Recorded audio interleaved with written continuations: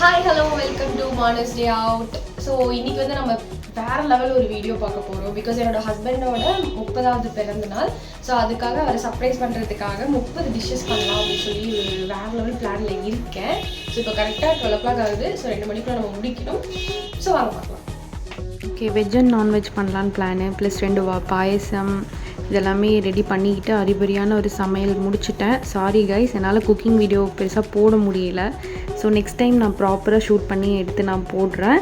So மட்டன்லாம் ready ஆயிடுச்சு. நான் அடுத்த டேக் பார்த்தீங்கன்னா நான் இலையே பரிமாறுறதே போட்டிருப்பேன்.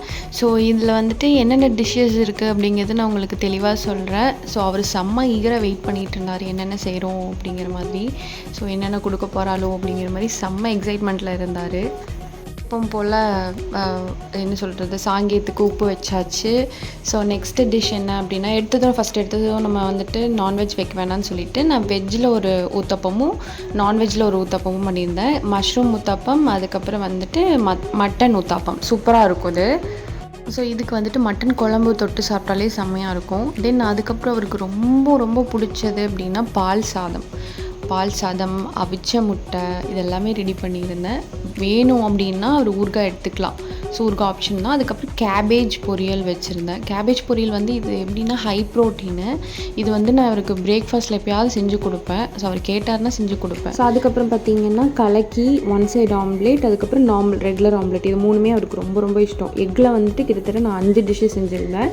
இது வந்து நம்ம ரெகுலராக தவா ஃப்ரை பண்ணுவோம் இல்லையா, என்ன முட்டை பொடி மாஸ். ஸோ அது கொஞ்சம் செஞ்சுருந்தேன், அவருக்கு அளவாக செஞ்சேன். ஏன்னா ஸோ அதுக்கப்புறம் இது பார்த்துட்டிங்கன்னா மட்டன் மிளகு கறி. ஸோ இதான் ஃபஸ்ட் டைம் நான் அந்த மிளகு கறி செய்கிறேன். செம்மையாக இருந்துச்சுன்னு சொன்னார். இது வந்துட்டு பள்ளிப்பாளையம் வந்து டீப் ஃப்ரை பண்ண பள்ளிப்பாளையம். ஸோ ஒவ்வொரு பீஸும் செம்ம டேஸ்ட்டாக இருந்துச்சு. அண்ட் இது வந்துட்டு பார்த்துட்டிங்கன்னா மட்டன் தக்காளி கிரேவி. இது செம்ம டேஸ்டியாக இருந்துச்சு. ஸோ இது வந்துட்டு நார்மல் நம்ம சிக்கனில் செய்வோம் இல்லையா, பெப்பர் சிக்கன் அதுதான். அதுக்கப்புறம் வந்துட்டு தயிர் பச்சடி வச்சேன் அவருக்கு. தென் அதுக்கப்புறம் அவருக்கு தயிர் சாதம் ரொம்ப பிடிக்கும், அதனால் தயிர் சாதம், அதுக்கப்புறம் ஒயிட் ரைஸ் வித் மட்டன் குழம்பு எல்லாம் வச்சுருந்தேன். அப்புறம் சில்லி வந்து 2 வெரைட்டி செஞ்சேன், சிக்கன் அண்ட் மஷ்ரூம் சில்லி. சூப்பராக இருந்துச்சுன்னு சொன்னார். இது மஷ்ரூம் ரொம்ப நல்லா இருந்ததுன்னு சொல்லியிருந்தார். தென் இது இப்போ நான் வைக்கிறேன்ல, இது வந்துட்டு ஹனி சிக்கன் வந்துட்டு எப்படின்னா லிட்டலாக சிக்கன் மாதிரியே பண்ணி ஹனி போடணும். தென் அவருக்கு மட்டன் குழம்பு ஊற்றினேன். அதுக்கப்புறம் சிக்கன் பிரியாணி வச்சுருந்தோம்.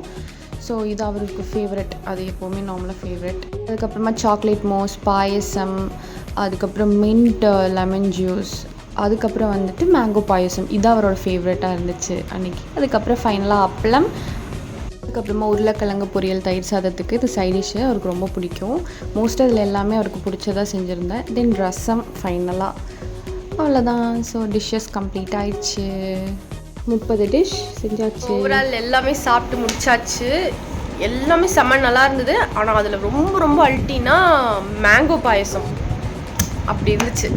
ஸோ அதோட ரெசிபி நான் வந்து நெக்ஸ்ட் டைம் ஷேர் பண்ணுறேன். ஸோ ஓகே, ஸோ இதோட வீடியோ முடிச்சுக்கலாம். நெக்ஸ்ட் வீடியோவில் பார்க்கலாம். பாய்.